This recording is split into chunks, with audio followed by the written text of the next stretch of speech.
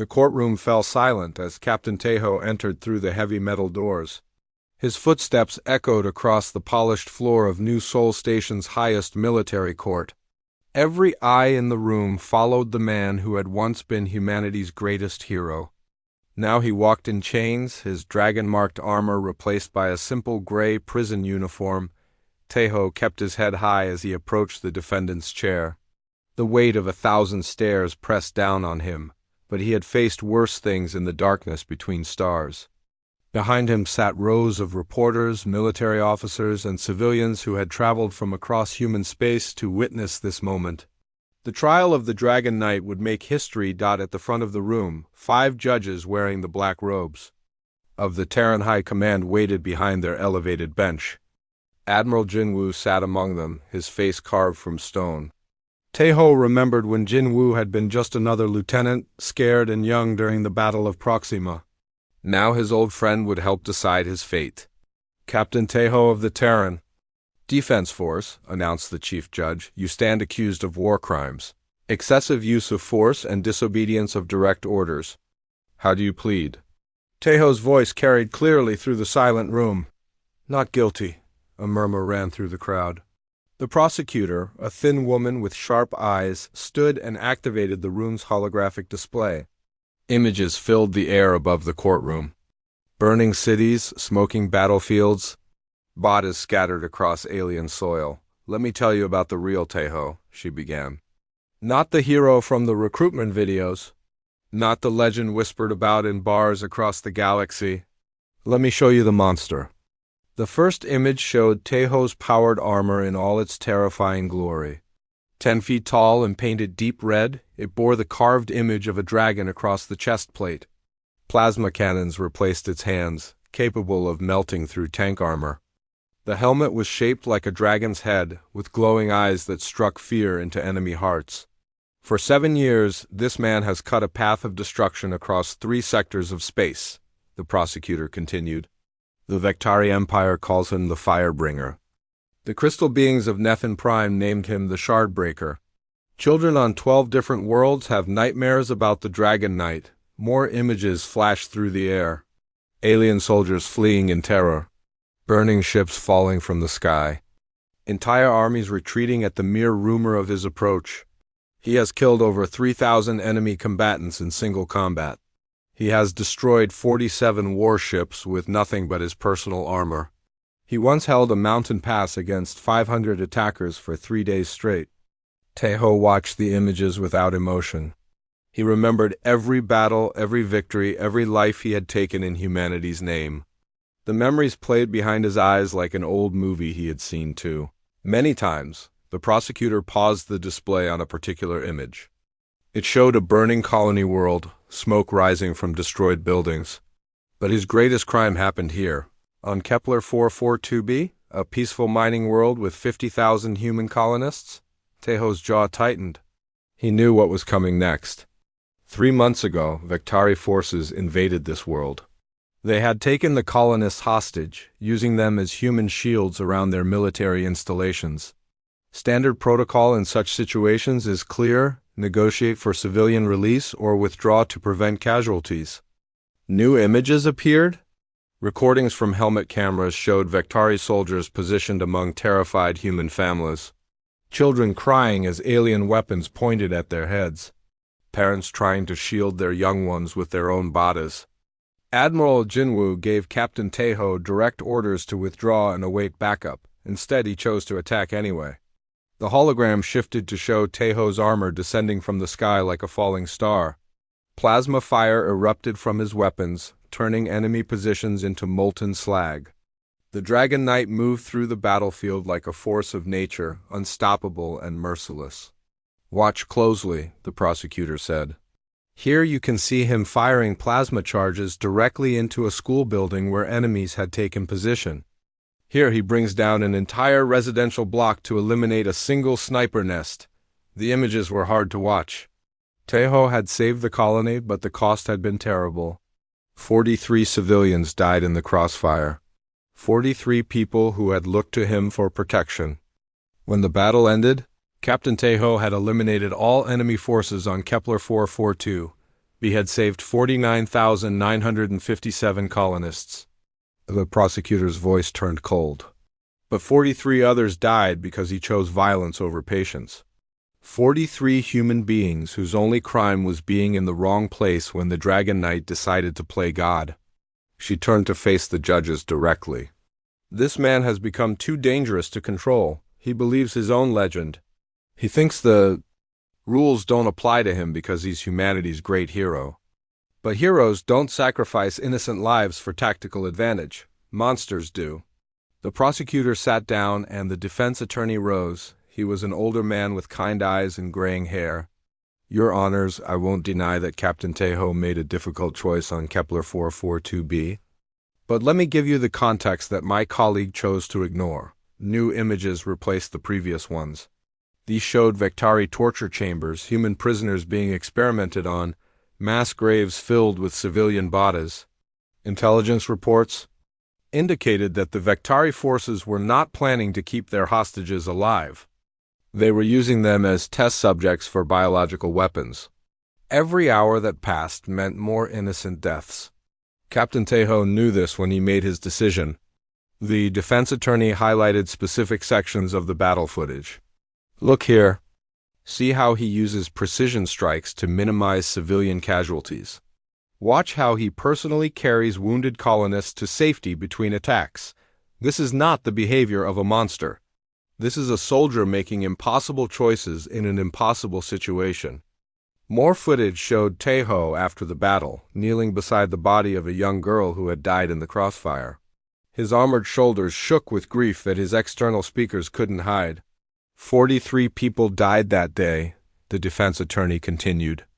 But if Captain Tejo had followed orders and withdrawn, intelligence suggests that all 50,000 colonists would have been dead within a week. He chose to save 49,957 lives at the cost of 43. It was a terrible choice, but it was the right choice. The attorney paused and looked directly at Tejo. My client has served humanity faithfully for 7 years. He has saved millions of lives and turned the tide of wars that might have destroyed us all. Yes, he is feared across the galaxy. But he is feared by our enemies, not our allies. That fear has kept humanity safe. Admiral Jinwoo leaned forward on the judge's bench. Captain Tejo, the court will hear your statement now. Tejo stood slowly. The chains around his wrists clinked softly in the silence. For a moment, he said nothing, gathering his thoughts like ammunition before a battle. I am not a good man, he finally said. I am a weapon that humanity pointed at its enemies. For 7 years, I have killed in your name. I have burned worlds and broken armies because you asked me to. I became the monster in the dark so that human children could sleep safely. His voice grew stronger. Yes, I disobeyed orders on Kepler 442b. Yes, civilians died because of my actions. I will carry that weight for the rest of my life. But I would make the same choice again because sometimes being a hero means making choices that no one else can live with. The courtroom buzzed with whispered conversations. Some faces showed sympathy, others disgust. I have been your Dragon Knight for 7 years, Tejo continued. I have won every battle, completed every mission, destroyed every enemy you put before me. If that service means nothing now, then find yourself a new monster. The galaxy is dark and full of things that want to kill us all. Maybe the next person will do a better job. He sat down and silence filled the courtroom once more. The judges deliberated for 3 hours. When they returned, their faces showed no emotion. Captain Tejo, the chief judge announced, this court finds you guilty of disobedience of direct orders and excessive use of force resulting in civilian casualties. You are hereby stripped of rank, dishonorably discharged from the Terran Defense Force, and sentenced to permanent exile beyond the borders of human space. The gavel fell like a gunshot. In the gallery, Lieutenant So-min pressed her hand to her mouth to stifle a sob.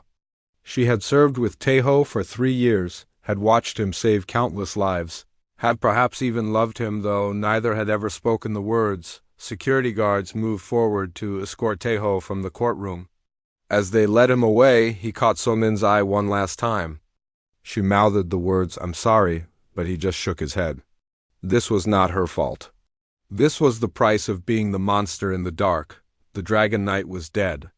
What walked away in chains was just a man named Taeho, exiled and alone, carrying the weight of 43 graves and 7 years of necessary sins. Behind him, the courtroom slowly emptied. But in the dark spaces between stars, humanity's enemies still waited. And now they knew that the Dragon Knight would not be coming for them anymore. 3 years had passed since the trial. 3 long years in the lawless regions beyond human space, where only the strong survived and the weak became prey. Taeho sat in the pilot seat of his modified Corvette, the Iron Talon, watching another sunset through the viewport. This one painted the sky of Titan's Rest in shades of orange and red, reminding him of plasma fire. The ship was his home now, his only companion in exile. He had bought it with the last of his military savings and spent months learning to maintain its systems. The Corvette was old but reliable, with thick armor plating and hidden weapon ports. In the Outer Rim territories, a man needed protection. More than comfort, his communicator buzzed with an incoming message. The holographic image of Governor Donghayan appeared above the console, his face lined with worry and exhaustion. "Mr. Taeho?" the governor began, using the civilian title that still felt strange after years of military rank. "I hope you will. Consider our offer. The situation here grows worse each day." Taeho leaned back in his chair. Titan's Rest was a mining colony on the edge of known space, far from the protection of Terran defense forces. Like many Outer Rim worlds, it survived by selling raw materials to the core systems and hoping pirates would ignore them.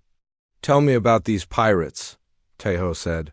Activating the two-way communication, Donghayan's image flickered as the signal adjusted. "They call themselves the Red Comet Gang, 50 ships, maybe more.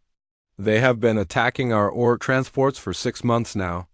We have lost 37 cargo vessels and over 200 crew members." The numbers meant something. Taeho? 37 ships represented years of work and millions of credits in lost revenue. 200 crew members meant 200 families left behind, 200 futures cut short. "What can your security forces do?" Taeho asked. "Nothing," Donghayan admitted with shame in his voice. "We have 12 patrol boats and 40 security officers. The pirates have military-grade weapons and combat experience. Our people are miners and technicians, not soldiers." Taeho studied the man's face through the hologram. Donghayan was telling the truth, but there was something else. Something he was not saying. "Why contact me specifically?" Taeho asked. "There are other mercenaries in this sector." "Because we need someone who can face impossible odds and win," Donghayan replied. "The other mercenaries want payment up front and no guarantee of success. You are different. You are the Dragon Knight." "I was the Dragon Knight," Taeho corrected. "Now I'm just another gun for hire." But even as he said the words, Taeho felt the old fire stirring in his chest. These people needed help, and he had the skills to provide it. The payment Donghayan offered would keep his ship running for months and buy supplies for other colonies he had encountered. "Send me everything you have on these pirates," Taeho said finally. "Ship types, attack patterns, known bases? I will consider your offer." The governor's relief was visible even through the poor connection. "Thank you, Mr. Taeho. I will transmit the files immediately." After the call ended, Taeho walked to the ship's small armory. His powered armor stood in the center of the room, held upright by maintenance clamps. 3 years of constant repairs and jury-rigged modifications had changed its appearance. The dragon design was still there, carved deep into the chest plate, but new scars covered every surface. The armor was dying slowly. Replacement parts were impossible to find in the Outer Rim, forcing Taeho to cannibalize systems and improvise solutions. The plasma cannons now operated at 60% power. The servomotors were sluggish. The targeting computer glitched during rapid movement, but it still worked. It still made him more than human. Taeho spent the next day studying the pirate files. The Red Comet Gang was more organized than most criminal groups in the region. Their leader was a former Terran Marine named Kyung-soo. Dishonorably discharged 5 years ago for selling weapons to smugglers. The name meant something to Taeho. He remembered Kyung-soo from a joint operation on the Vectari border. The man had been competent but bitter, always complaining about recognition and promotions. When Taeho's unit received medals for the mission's success, Kyung-soo had accused them of stealing glory that belonged to his men. Now it seemed that old resentment had grown into something darker. The pirate base was located in an asteroid field. 3 days from Titan's rest, intelligence reports suggested they had fortified several large rocks with weapon platforms and docking bays. A direct assault would be suicide for conventional forces, but Taeho was not conventional forces. He plotted a course for the asteroid field and engaged the hyperdrive. The Iron Talon jumped to faster-than-light speed, carrying him toward another battle in his endless war. 2 days later, Taeho dropped out of hyperspace at the edge of the asteroid field. His sensors immediately detected multiple contacts moving between the floating rocks. The pirates had sentries posted, but their patrol routes were predictable. Military training was hard to forget, even for criminals. Taeho powered down all non-essential systems and drifted toward the largest asteroid. His ship's stealth coating would hide him from casual scans, but not from active searches. He needed to move fast once the fighting started. The asteroid base was impressive for a criminal operation. Weapon platforms covered the approach routes, and fighter bays had been carved directly into the rock. Taeho counted at least 30 ships of various sizes. From single-seat interceptors to heavy cruisers, he activated his armor systems and felt the familiar surge of power as servo motors came online. The targeting computer flickered but stabilized. Plasma cannons charged to 60% and held steady. It would have to be enough. Taeho launched from the Iron Talon's cargo bay and flew toward the asteroid base under manual control. His armor's thrusters were nearly silent in the vacuum of space, making him almost invisible against the starfield.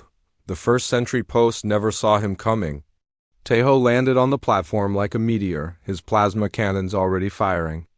The 2 guards died before they could raise an alarm, their bodies frozen instantly in the cold of space, but the second platform was more alert. As Taeho approached, klaxons began blaring throughout the asteroid field. Emergency lights flashed red against the dark rock. The base was waking up. "Well, well," came a familiar voice over the emergency frequency. "If it isn't the famous Dragon Knight. I was wondering when you would show up." Kyung-soo's face appeared on Taeho's helmet display, older and scarred but still recognizable. The man wore the uniform of a pirate captain now, decorated with medals he had never earned.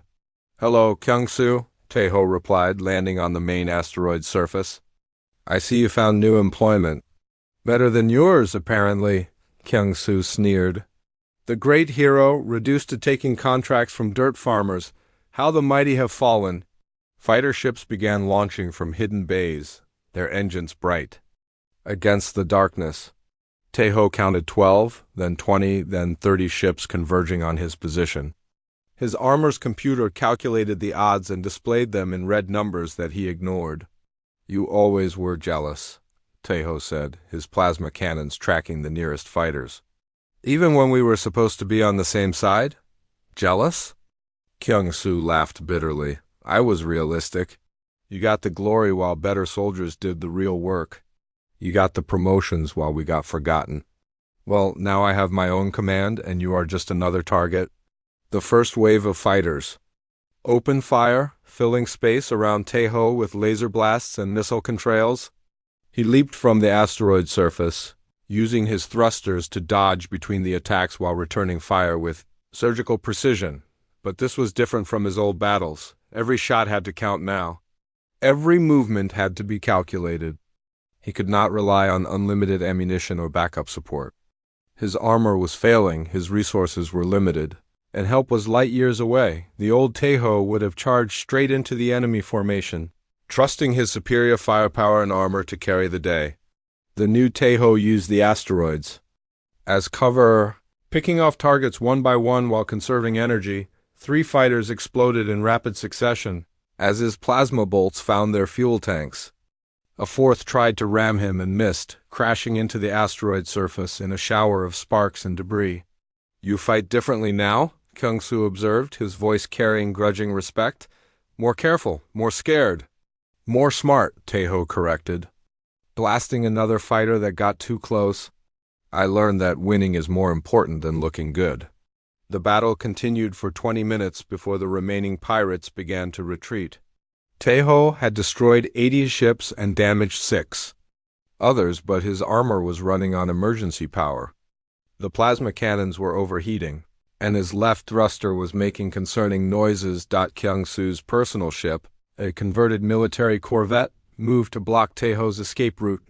"This ends here, Dragon Knight. Just you and me, like it should have been years ago." Taeho looked at his power readings and weapon status. His armor had maybe 10 minutes of combat time remaining. After that, he would be just another man floating in space. But 10 minutes was enough. It had to be. "Come on." "Then," Taeho said, raising his plasma cannons toward the enemy ship, "let's finish this." The confrontation with Kyung-soo ended as many battles did in the Outer Rim, with fire and silence. Taeho's plasma cannons had found their mark, turning the pirate leader's ship into expanding debris. But victory came at a price. His armor's power core was badly damaged, running on backup systems that would fail within days. Now he sat in a cantina on Frontier Station, nursing a drink and trying not to think about repair costs. The station was a neutral meeting ground for traders, smugglers, and mercenaries.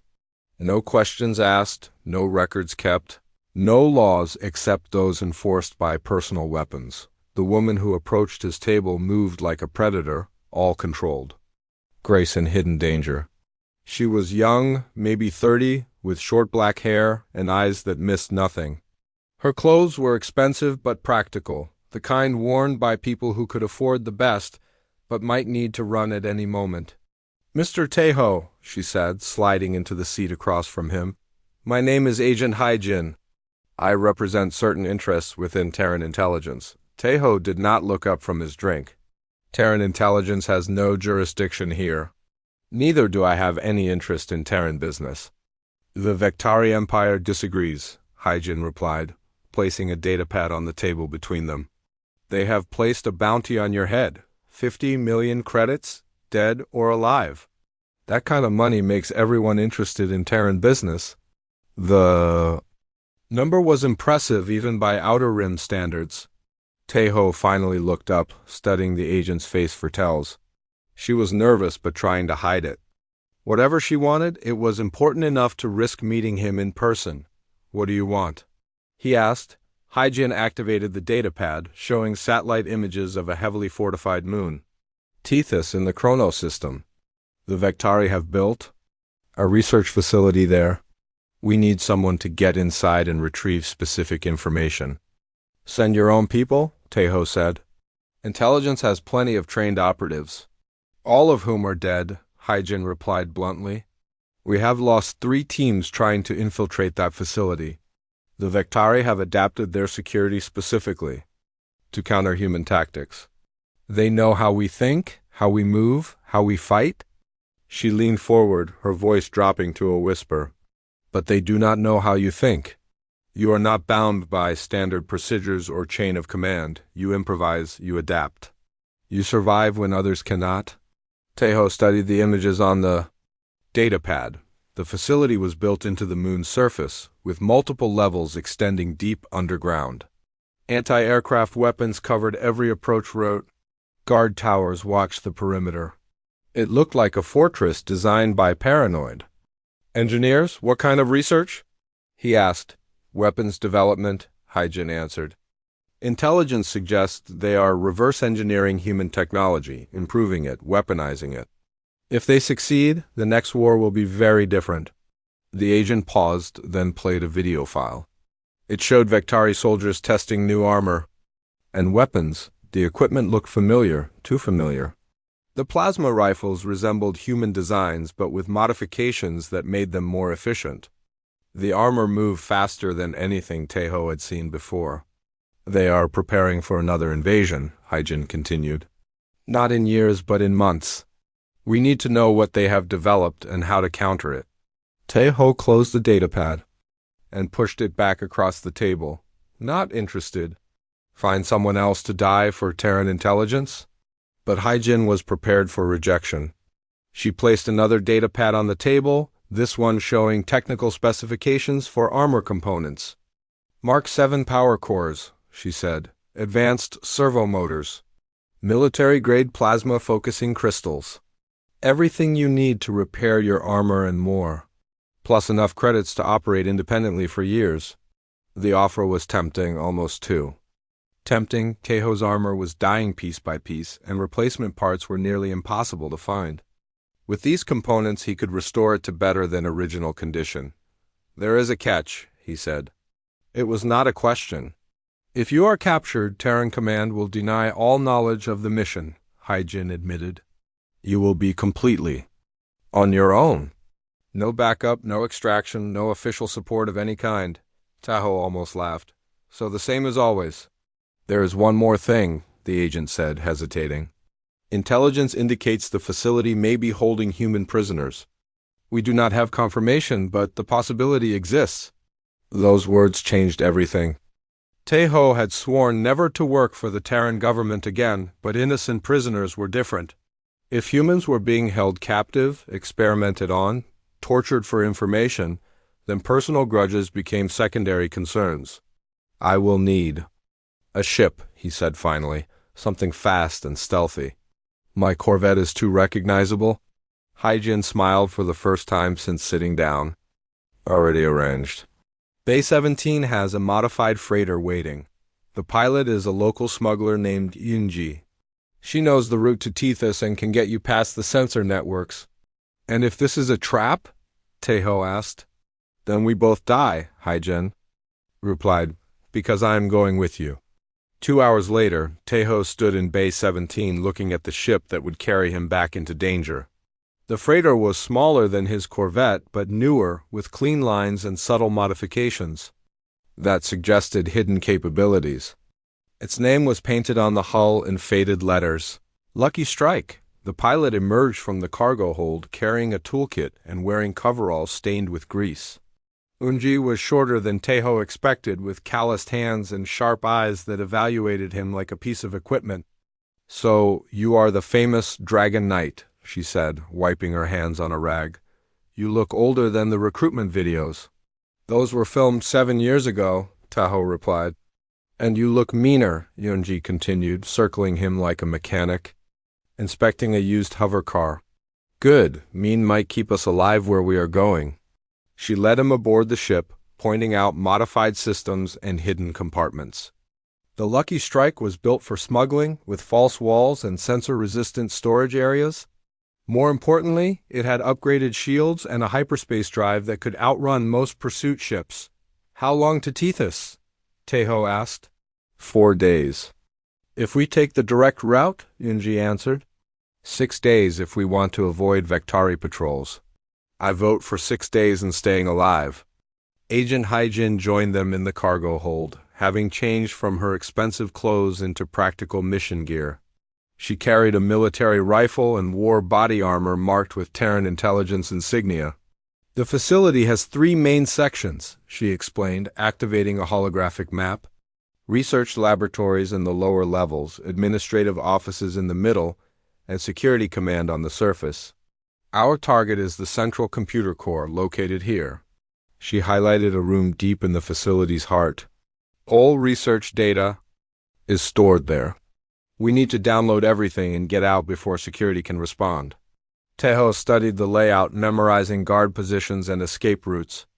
The mission looked impossible, which meant it was probably just difficult enough to succeed. Launch when ready, he told Yunji. Let's get this over with.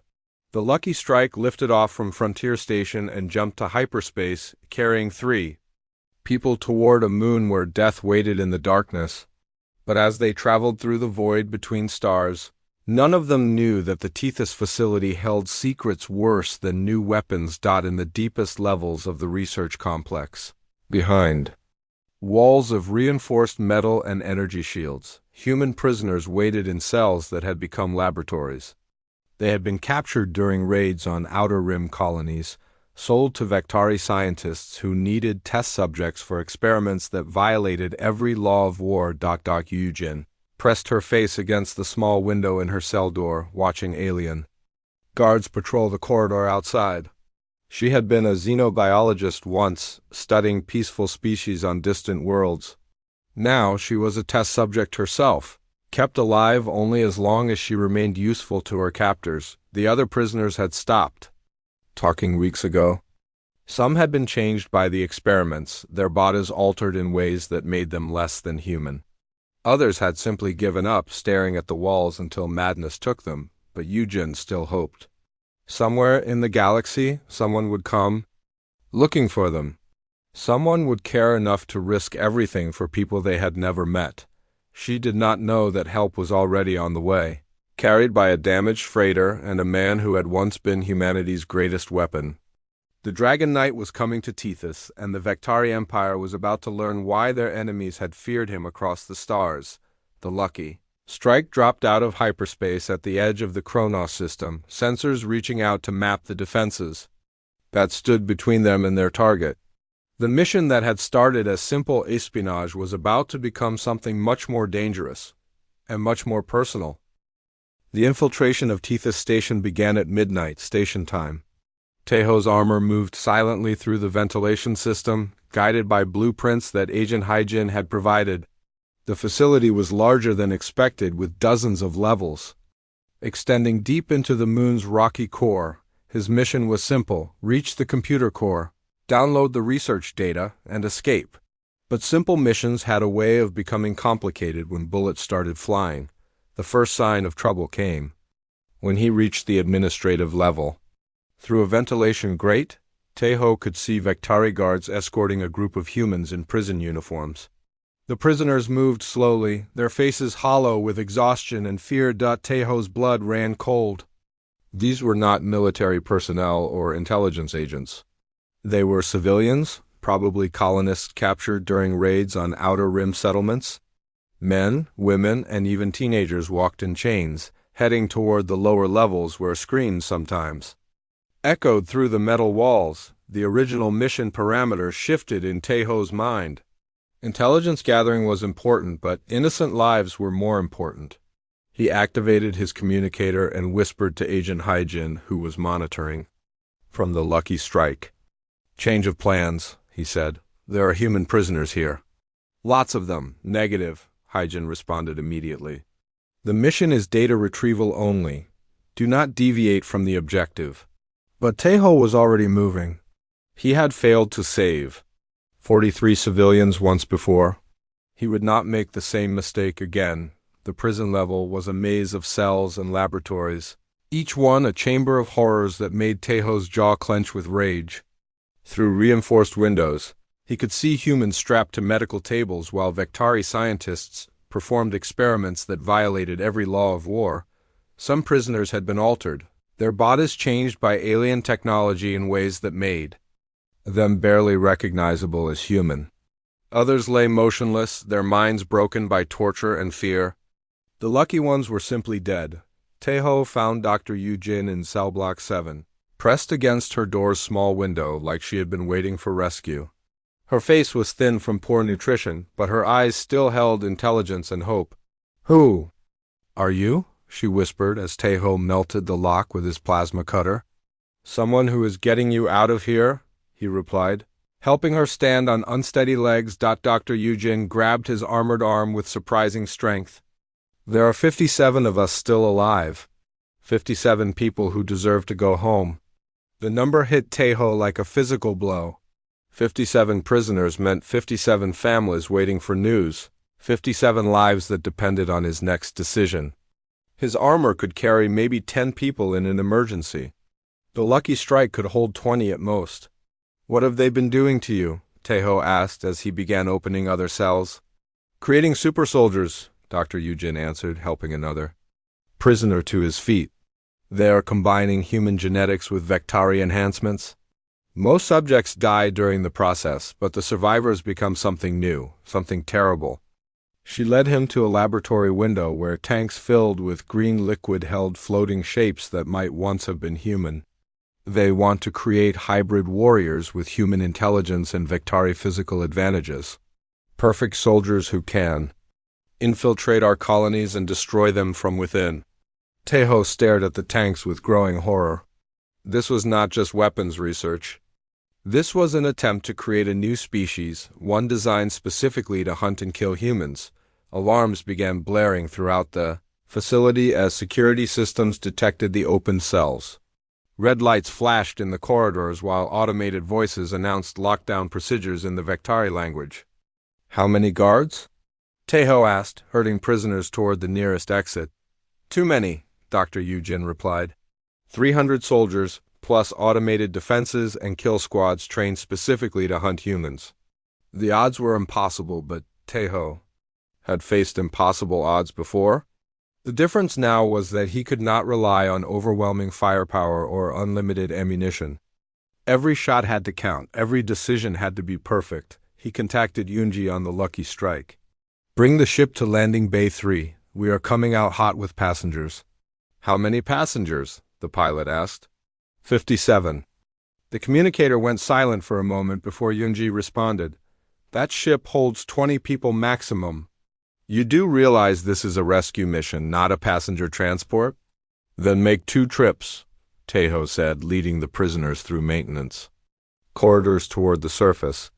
I will hold the landing bay until everyone is evacuated. That could take an hour, Agent Haijin interjected. You cannot hold against 300 soldiers for an hour. Then I guess we will find out what happens when an unstoppable force meets an immovable object. Teho replied. The first group of 20 prisoners reached Landing Bay 3 just as Vektari security forces began their sweep of the facility. Teho positioned himself at the bay's main entrance. His plasma cannons charged and ready. The lucky strike descended through the moon's thin atmosphere, its engines glowing blue against the starfield. Yunji brought the ship in fast and low, landing gear extending just before touchdown. Go, go, go, Teho shouted, waving prisoners toward the ship's cargo ramp. Dr. Yu-jin helped the weaker ones aboard. While keeping count of those still waiting, the first wave of Vektari soldiers appeared at the corridor entrance, their alien weapons already firing. Energy bolts sparked off Teho's armor as he returned fire with surgical precision. 3 soldiers fell before the others took cover. 37 prisoners to go, Dr. Yu-jin called from the ship's ramp. Teho's armor systems began displaying warning messages as power levels dropped and weapon temperatures climbed. His plasma cannons were overheating from continuous fire. His servo motors were struggling under the strain of combat movement, but he held the line. The lucky strike lifted off with its first load of passengers while Teho fought a running battle back to the prison levels. Each step was contested by enemy soldiers who knew the facility better than he did. Each corridor became a battlefield where superior numbers tried to overwhelm. Superior skill dot by the time he reached the remaining prisoners, his armor was running on emergency power. The left plasma cannon had failed completely, leaving him with half his firepower. His targeting computer flickered between functional and dead. Second group, move out, he ordered, herding another 20 prisoners toward the landing bay. The journey back to the surface took 30 minutes that felt like hours. Vektari soldiers attacked from every side passage and maintenance tunnel. Teho used his remaining plasma cannon sparingly, making every shot count while conserving power for the final stand.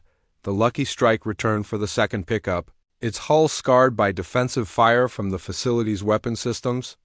Yunji brought the ship in undercovering fire from Teho's position, landing gear touching down just long enough for passengers to board. 17 to go, Dr. Yu-jin shouted over the sound of weapons fire. Teho's armor was failing system by system. His right leg servo had locked up, forcing him to drag the limb with each step. His remaining plasma cannon was operating at quarter power. His life support was switching to backup reserves, but 17 people still needed rescue. The final trip to the prison level was a nightmare of sparking electronics and failing systems. Teho's armor moved like an old man, slow and stiff. but still deadly to anyone who underestimated it. The last group of prisoners included children, teenagers who had been captured during colony raids. They looked at Teho's battered armor, with the same awe usually reserved for mythical heroes. "Are you really the Dragon Knight?" one boy asked as they climbed toward the surface. "I used to be," Teho replied, checking his power levels. 5 minutes of combat time remaining. Maybe less. The final battle took place in Landing Bay 3, where 300 Vectari soldiers had gathered to prevent any escape. They filled the chamber from wall to wall, their weapons trained on the entrance where Teho would have to appear. When he stepped into the bay, his armor smoking and sparking, the enemy soldiers opened fire with everything they had. Energy beams filled the air like a deadly light show, turning the metal walls cherry red with heat. Teho walked through the storm of fire like a man walking through rain. His armor absorbed what it could and deflected the rest. His single working plasma cannon spoke once, twice, 3 times. Each shot carefully aimed to create maximum chaos among the enemy ranks, but there were too many of them. For every soldier that fell, 2 more took his place. For every position he cleared, another was fortified.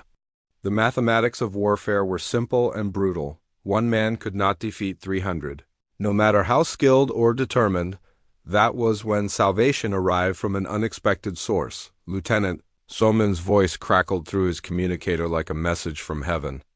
"Dragon Knight, this is Strike Team Alpha. We are coming in hot on your position." Through the landing bay's transparent dome, Teho could see Terran fighters diving toward the facility.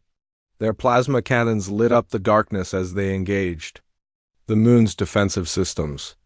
"Officially, we are not here," Somin continued as her team's dropships landed in the bay.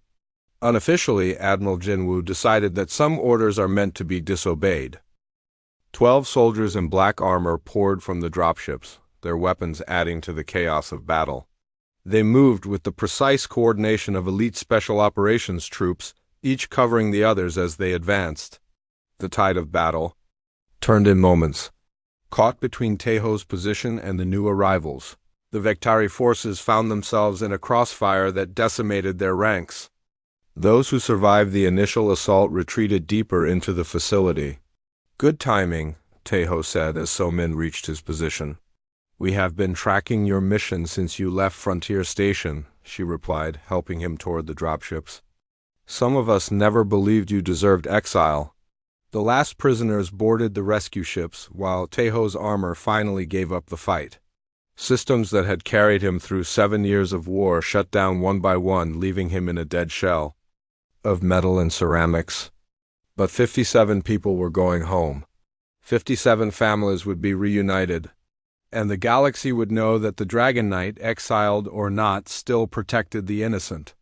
As the rescue fleet jumped to hyperspace, leaving Tethys and its horrors behind, Teho closed his eyes and allowed himself to feel something he had not experienced in years. He felt like a hero again. The intelligence that Dr. Eugene brought from Tethys changed everything. In the medical bay of a secret Terran facility, she explained the true scope of Vectari ambitions to a room full of military officers and government officials. "They are not just creating super soldiers," she said, displaying holographic images of the hybrid experiments. "They are building an army designed specifically to infiltrate and destroy human colonies from within."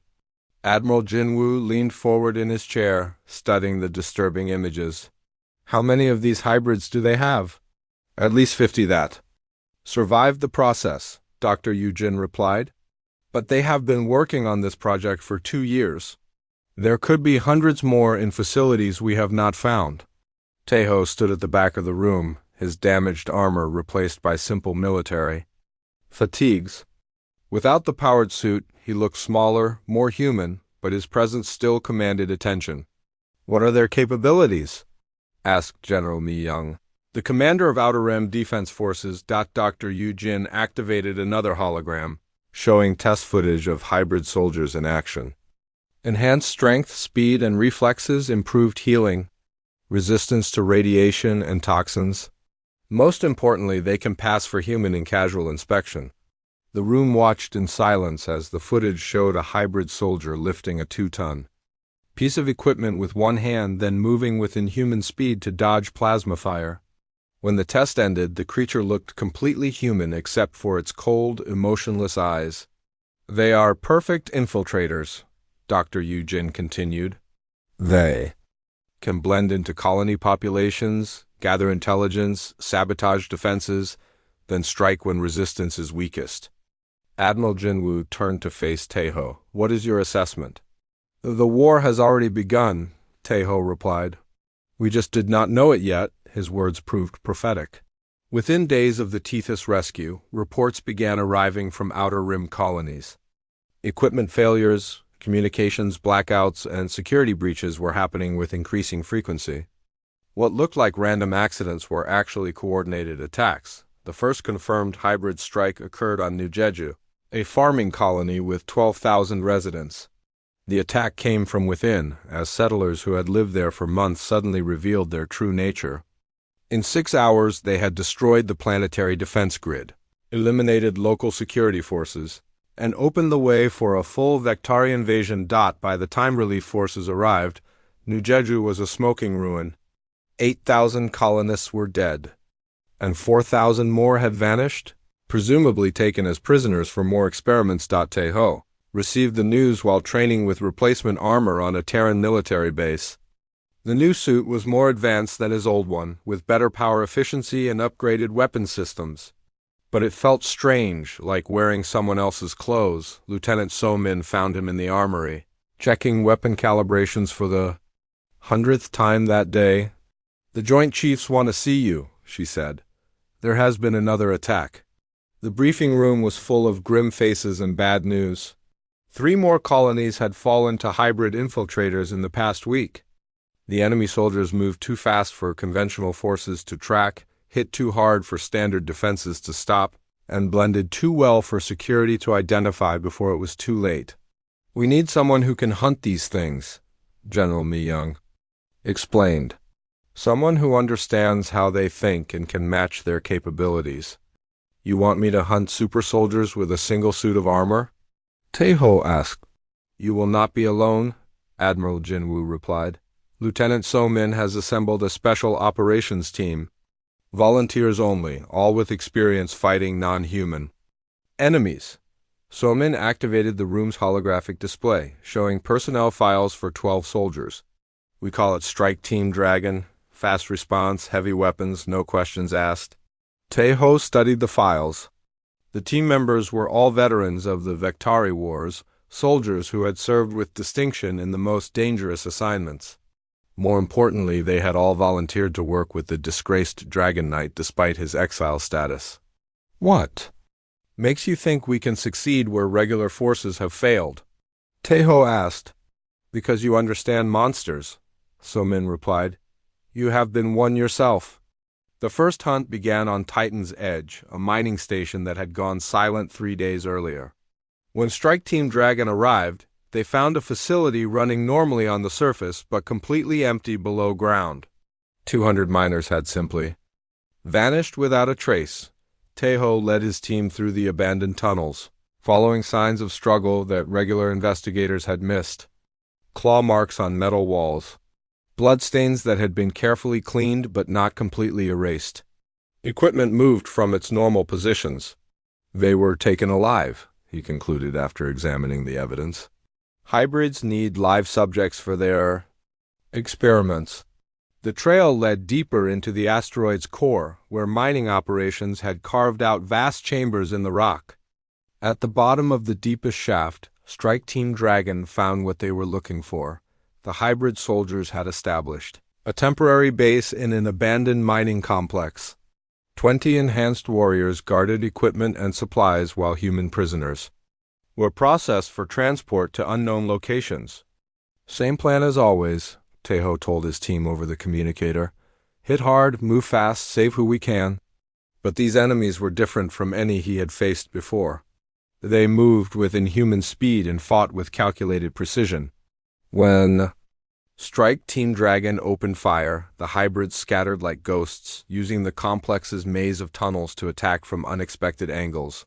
Sergeant Woo Jin, the team's demolitions expert, was the first casualty. A hybrid soldier appeared behind him faster than human reflexes could track, breaking his neck with a single twist. The creature was gone before anyone could return fire. "They are learning our tactics in real time," reported Corporal J-Min, the team's sniper. "Every move we make, they counter immediately." Taeho realized the truth during the running battle through the mining complex. These hybrids were not just physically enhanced.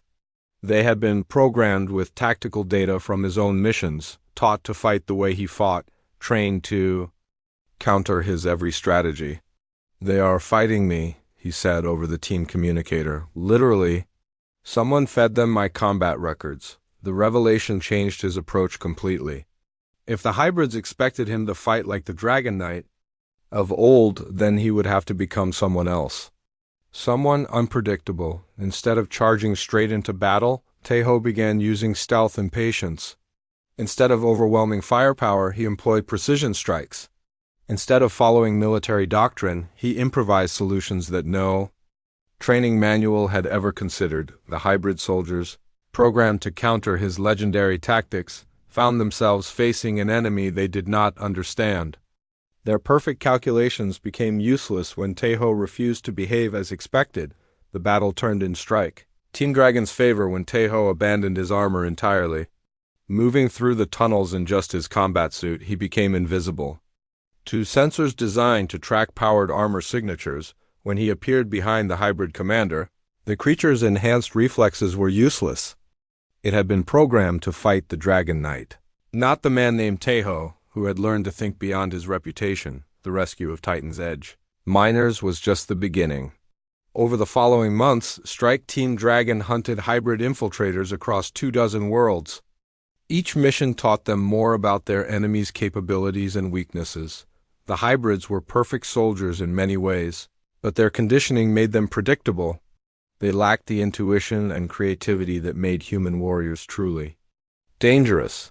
They could not adapt to situations that fell outside their programming. More importantly, they were still partly human. Buried beneath their alien enhancements, some spark of humanity remained. During a mission on Kepler Station, Taeho encountered a hybrid soldier who hesitated before killing a human child. In that moment of hesitation, Taeho saw something that changed his understanding of the enemy. These creatures were not monsters by choice. They were victims, humans who had been stolen and transformed against their will. The war against the hybrids was not just about protecting colonies. It was about saving people who had been turned into weapons, finding a way to restore their humanity before it was too late, but that revelation would have to wait. Intelligence reports indicated that the Vectari Empire was massing for a major offensive, one that would use hybrid infiltrators to soften human defenses before the main invasion began. The final battle was coming, and Taeho would need every advantage he could find. The Dragon Knight had evolved into something new, something the enemy had not planned for. He had become a teacher, a leader, and most importantly, a symbol of hope for those who fought impossible odds in the darkness between stars. The hybrid war was just beginning, but humanity was no longer defenseless. They had their own monsters now, and those monsters knew how to fight back. The final battle began at dawn over New Bizan, a thriving colony world that had become the symbol of human expansion into the Outer Rim. 10 million people lived on the planet's surface, while massive orbital platforms provided industrial support and defense. It was exactly the kind of target that the Vectari Empire wanted to destroy. Taeho stood on the bridge of the Terran cruiser Indomitable, watching enemy ships drop out of hyperspace like falling stars. The Vectari fleet was larger than intelligence had predicted. 300 warships surrounded the planet, while smaller vessels moved to capture the orbital platforms. "Sir, we are detecting energy readings from Platform 7, reported Communications Officer Hyan-Su. "The hybrid infiltrators have taken control of the main reactor." Admiral Jinwoo studied the tactical display with growing concern. "If they overload that reactor, the explosion will destroy half the orbital ring." But Taeho was already moving, his new armor responding to his thoughts as he headed for the launch bay. "Strike Team Dragon to Platform 7, full assault loadout." "Negative." Admiral Jinwoo called after him. The platform is surrounded by enemy fighters. You cannot get through. Then we go through them, Taeho replied. Activating his armor's flight systems, the space battle around New Bizin was the largest engagement of the war. Terran defense forces fought desperately against superior numbers while civilian evacuation. Ships tried to reach safety. Energy weapons turned the darkness into a light show of death and destruction. Taeho led Strike Team Dragon through the chaos, their powered armor moving between massive warships like insects between giants. Enemy fighters tried to intercept them, but the team had learned to fight as one organism, each member covering the others while they advanced toward their target. Platform 7 was a marvel of human engineering, a space station the size of a small city that processed raw materials from asteroid mining operations. Now it had become a fortress held by hybrid soldiers who were using human workers as shields. Same as Kepler 442b, Lieutenant So-min observed as they approached the station's docking bay. They are using our own people against us, but Taeho had learned from that earlier tragedy. This time, he would not sacrifice innocent lives for tactical advantage. This time he would find another way. Team Alpha, secure the civilian areas, he ordered. Team Beta, with me to the reactor core, minimum force, maximum precision. The infiltration of Platform 7 became a masterpiece of small unit tactics. Strike Team Dragon had trained together for months, learning to fight hybrid soldiers with patience instead of fury, precision instead of overwhelming force. The hybrid defenders were everything Dr. Yujin had warned about.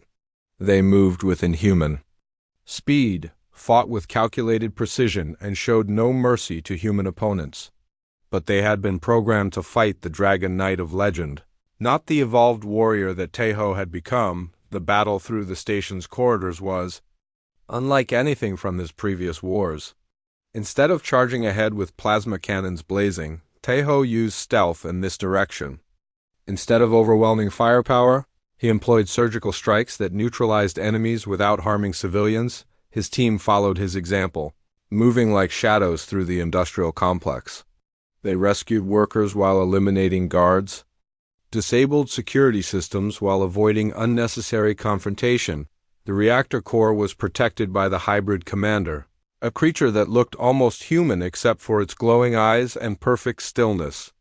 When it spoke, its voice carried no emotion, no personality, nothing that suggested a soul. Dragon Knight, it said, recognizing Taeho despite his new armor. You have come to die with your people. I have come to save them, Taeho replied. Raising his plasma rifle, the battle that followed was more than a fight between two warriors.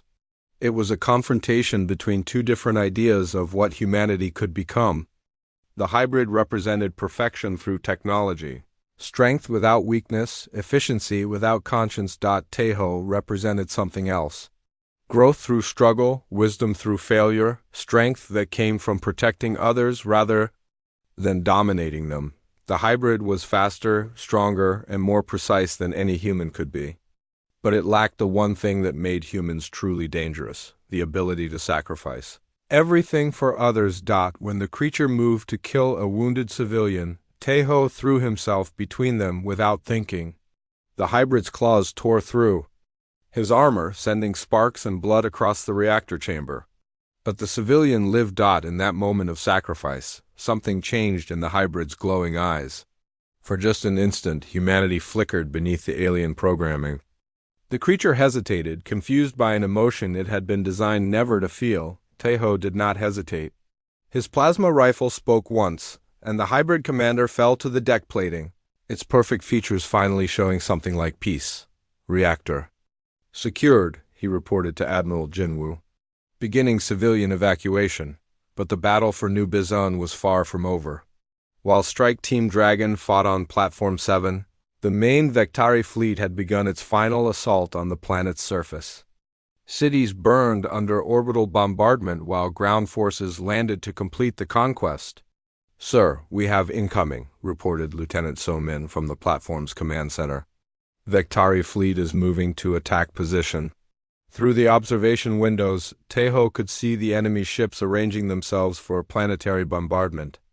In hours, maybe minutes, 10 million people would be dead unless something stopped the attack. That was when salvation arrived in the form of Admiral Jinwoo's voice over the communications system. All ships, this is Admiral Jinwoo aboard the Indomitable. The Terran Defense Fleet has arrived. All units, engage the enemy. The space around New Bizan filled with Terran warships as the full might of humanity's military finally committed to battle. Cruisers and destroyers that had been defending the core worlds now fought alongside Outer Rim, militias and converted merchant vessels, but the most important arrival was not a warship. It was a single transport carrying replacement armor components, and a message from Terran Command. Captain Taeho, came the official transmission. By order of the Joint Chiefs of Staff, you are hereby reinstated to active duty with full honors. Your exile is officially ended. The words meant more than Taeho had expected. After years of fighting alone, carrying the weight of his mistakes and the memory of 43 graves, he was finally coming home. But there was no time for celebration. The battle still raged and people still needed saving. The final assault on the Vektari fleet became the stuff of legends. Taeho led Strike Team Dragon in a desperate attack on the enemy flagship, fighting through corridors filled with alien soldiers while the space battle continued around them. The enemy commander was not a hybrid but a pure Vektari warrior, a creature of scales and claws that had been bred for war. When it saw Taeho approaching, it showed something like respect. "So the Firebringer comes at last," it said in accented human speech. "I have waited long for this moment." "Then let's not disappoint each other," Taeho replied, activating his plasma cannons. The duel that followed shook the entire flagship. Two warriors representing different species, different philosophies, different ideas of honor fought with everything they had. The Vektari commander was skilled and experienced, but Taeho had learned something during his years of exile. He had learned that winning was less important than what you were willing to sacrifice to win. When the enemy's claws tore through his armor's power coupling, Taeho could have activated the self-destruct and killed them both. When his weapons failed, he could have used the ship's reactor as a bomb. Instead, he chose a different path. Using his armor's last reserves, he disabled the flagship's weapons and life support, forcing the crew to abandon ship rather than continue the battle. The Vektari fleet, seeing their command vessel crippled, began to retreat from New Bizan. The invasion had failed, but more importantly, it had failed without becoming a massacre. As rescue ships picked up survivors from both sides, Taeho floated in space wearing armor that would never work again.